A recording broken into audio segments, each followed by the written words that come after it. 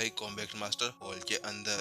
अभी combat masters का एक बड़ा समूह एक दूसरे से चर्चा कर रहा था और वो होंगयान मास्टर टीचर अकेडमी के बारे में ही बात कर रहा था। और उन्हें जो भी होंगयान मास्टर टीचर अकेडमी के बारे में पता था उसके बारे में बात कर रहे थे।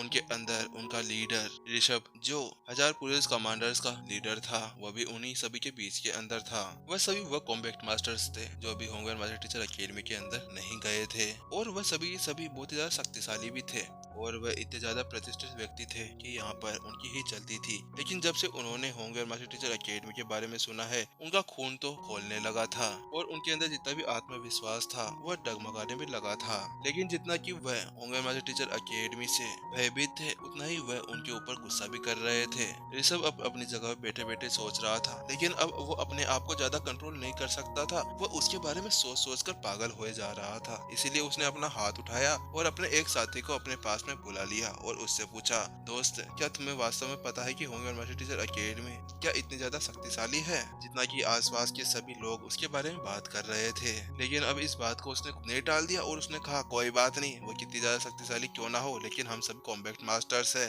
हम ऐसे आम मास्टर टीचर से कैसे हार सकते हैं, क्योंकि हम सभी कॉम्बैक्ट मास्टर्स आसानी से अपने से ऊंचे लेवल के मास्टर टीचर्स को आराम से लड़ाई के लिए चुनौती दे सकते हैं। चाहे से वो वीपी क्लब कितना ज्यादा शक्तिशाली क्यों ना हो, लेकिन फिर भी हम सभी उनको टक्कर दे सकते हैं। वो हमारी बराबरी कभी भी नहीं कर सकते। हाँ हाँ, तुमने सही कहा, मेरा भी यही मानना है। ये सब की बात सुनने के बाद में कॉम्बैक्ट मास्टर टीम में से एक और जना आगे बढ़ा और उसने भी कहा, लेकिन मेरा मानना तो यह है कि वह शक्तिशाली तो है, क्योंकि कॉम्बैक्ट मास्टर प्रीतम जब वहाँ से लौटकर वापस आए थे तो उन्होंने भी ऐसा ही कुछ कहा था और वो ऐसे फालतू की बातें तो कभी भी नहीं करते और वो हमसे झूठ क्यों ही बोलेंगे। हाँ हाँ, पता है, मुझे ये भी पता है कि प्रीतम ऐसे फालतू की बकवास कभी भी नहीं करेगा, लेकिन वास्तव में अभी भी मुझे उसकी बातों पर विश्वास करने में थोड़ा बहुत संदेह भी हो रहा है। रुको रुको, अभी अभी शायद वीपी क्लब के सभी सदस्य वहाँ पर आ चुके हैं, तो क्यों ना ऐसा करें, हम लोग वहाँ पर चलकर देख लेते हैं। क्या अभी? लेकिन हम तो 3 दिनों बाद में उनसे लड़ने वाले हैं ना, तो उसी वक्त हम लोग देख सकते हैं। अरे हाँ हाँ भाई, मैं समझ गया तुम क्या कहने की कोशिश कर रहे हो, लेकिन इसमें क्या जा रहा है, हम लोग एक बार वहाँ पर जाकर देखने ही तो वाले हैं, ताकि हमें उससे थोड़ा बहुत पता चल जाए कि जिससे हम लड़ने वाले हैं वो कैसे हैं और कैसे लड़ते हैं, और इसके साथ में फिर हम उन्हें टक्कर देने के अंदर कामयाब हो जाएंगे। लेकिन हमें ये सुनिश्चित करना होगा कि हमारे हॉल मास्टर को इसके बारे में पता ना चले, लेकिन क्योंकि अगर उनको ऐसा पता चल गया कि हम लोग वहाँ पर बिना बताए गए थे, तो उसके बाद में वो हमें उल्टा लटकाएंगे और हमें बहुत ज्यादा ही मारेंगे। इसीलिए मुझे लगता है कि हम लोगों को हमारे कॉम्बैक्ट मास्टर्स के कपड़े पहन के वहाँ पर नहीं जाना चाहिए, हमें साधारण कपड़े पहनकर वहाँ पर जाना होगा, क्योंकि अब तो मेरे से रहा नहीं जा रहा है कि एक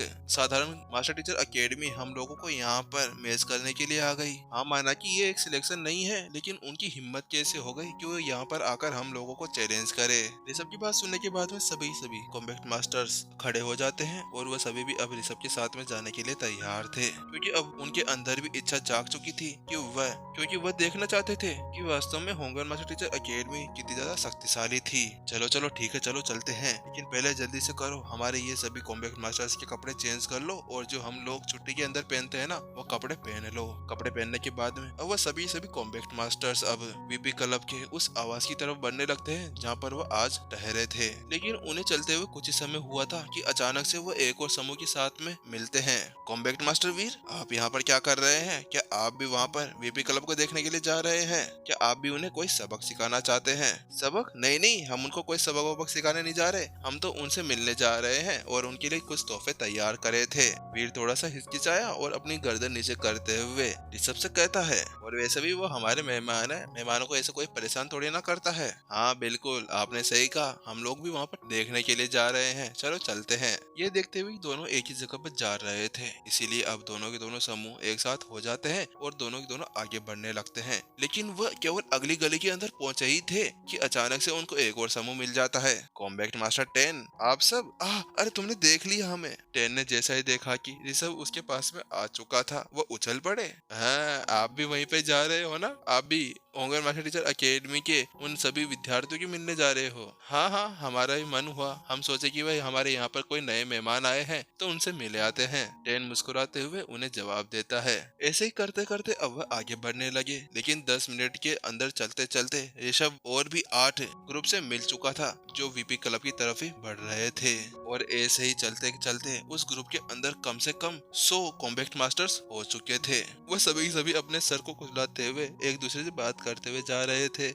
मुझे ऐसा लगता है कि हम सभी इस अंदर बहुत से ऐसे लोग हैं जिनका उनसे मिलने का बहुत ज्यादा मन कर रहा था। देखो ना, मुझे भी, मेरे को तो रात भर रहा ही नहीं गया और मैं तो उनसे मिलने के लिए यहाँ पर चला आया। हाँ ऋषभ भाई, तुमने सही कहा, मुझे भी उनकी ताकत देखनी थी, इसीलिए मैं अपने आप को नहीं रोक पाया और मैं भी यहाँ पर निकल आया। और वैसे भी हमारे कॉम्बैक्ट मास्टर हॉल के अंदर ऐसा कोई नियम तो है नहीं ना जो ये कहता हो कि हमारे मेहमानों को कोई अभिवादन नहीं किया जाए। लेकिन चलते चलते अचानक से ऋषभ वहीं पर रुक जाता है और उसके साथ में सभी भी रुक जाते हैं। ऋषभ को रुकते हुए देख सभी बोलने लगते हैं, क्या हुआ ऋषभ भाई, यहाँ पर कैसे रुक गए? ऋषभ उन सभी से कहता है, अरे पागलो, ये तो देखो कि हम लोग इतने सारे जने हैं, अगर हम सभी वहाँ पर मिलकर जाते हैं तो उन सभी को हमारे ऊपर शक हो जाएगा और उसके बाद में उन्हें पता चल जाएगा कि हम सभी कॉम्बैक्ट मास्टर हॉल के अंदर से हैं। और ऐसा उन्हें पता चल गया तो उसके बाद में हमारे हॉल मास्टर को पता चल जाएगा और उसके बाद में हम जितने भी यहाँ पर आए हुए हैं उन सभी को उल्टा लटका कर मारा जाएगा। ऋषभ की बात सुनते ही सभी के चेहरों का रंग पूरी तरह से उड़ चुका था और वह सभी अब एक टी स्टॉल के ऊपर चले जाते हैं। फिर वहाँ पर बैठे बैठे ऋषभ ने उन सभी को सुझाव दिया, देखो भाइयों, हम सभी वहाँ पर एक साथ नहीं जा सकते, इसीलिए मेरे पास में एक तरीका है। मैं वहाँ पर जाता हूँ, मेरे साथ में 2-3 जने और चले जाएंगे और वहाँ जाकर मैं चेक कर कर आता हूँ कि वहाँ पर आखिरकार क्या चल रहा है और वीपी क्लब कितना ज्यादा शक्तिशाली है। और मैं कुछ समय बाद में यहाँ पर आकर तुम सभी को बता दूंगा कि वो कितने ज्यादा शक्तिशाली है, जिसके साथ में हम सभी को पता चल जाएगा। ऋषभ की बात सुनने के बाद में सभी अब हैरत में पड़ गए थे और सोच के अंदर चले गए थे। सभी सोच रहे थे और थोड़ी देर सोचने के बाद में कॉम्बैक्ट मास्टर कहता है, हाँ ठीक है, तुम जा सकते हो, हम सभी यहाँ पर तुम्हारा वेट करेंगे, लेकिन हाँ जल्दी ही लौट कर वापस आना, हमें ज्यादा वेट मत कराना वरना हम लोग भी तुम्हारे पीछे पीछे वहाँ पर आ जाएंगे, फिर मत कहना कि हमारी गलती थी।